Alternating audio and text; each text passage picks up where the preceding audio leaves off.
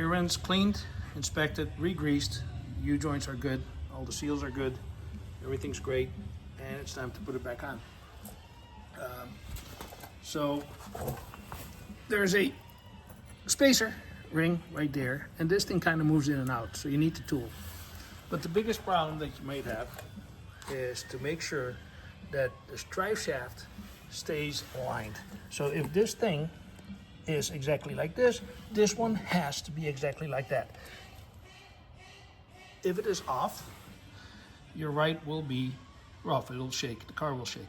So make sure that that's aligned no matter what you do once you get it done. I prefer to put the thing in two pieces because it allows me to put the inner shaft inside the transmission without risking any damage to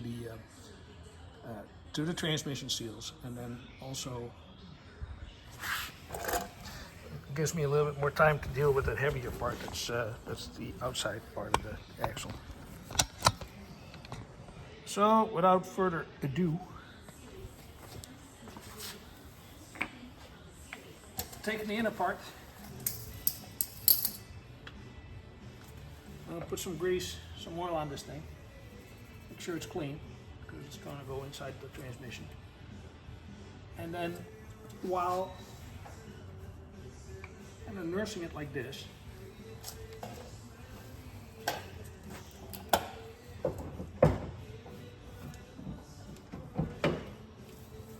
get it in. Get a positive click inside.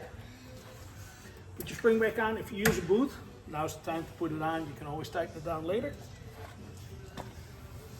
And then you take your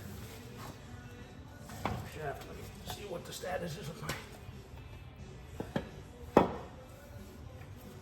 should be straight there.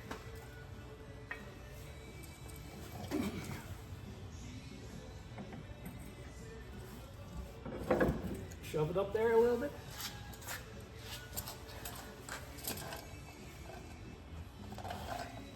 Make sure that my drive shaft is straight. Make sure everything is seated fine. Of course, it felt fine. And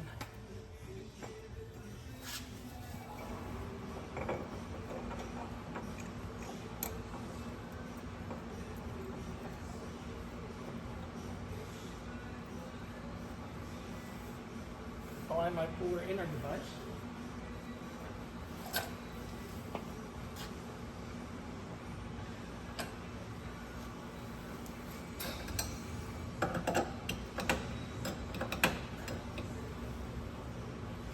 And pull it in until the 10mm bolt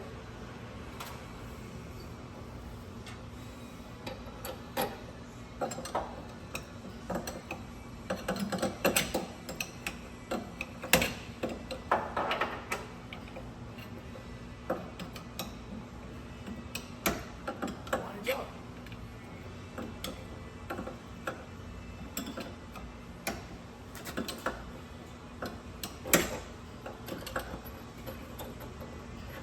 You can move that in. Now you can take your brake plate, just gonna clean that off for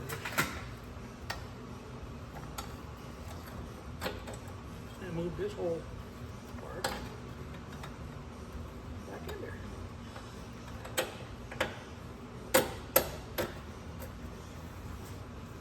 Apply the nut. Torque it down to 100, 200, whatever you can possibly get on there. Again, this thing cannot move, this thing cannot swing, it cannot have free play. Of course, that way it needs to do so. And that's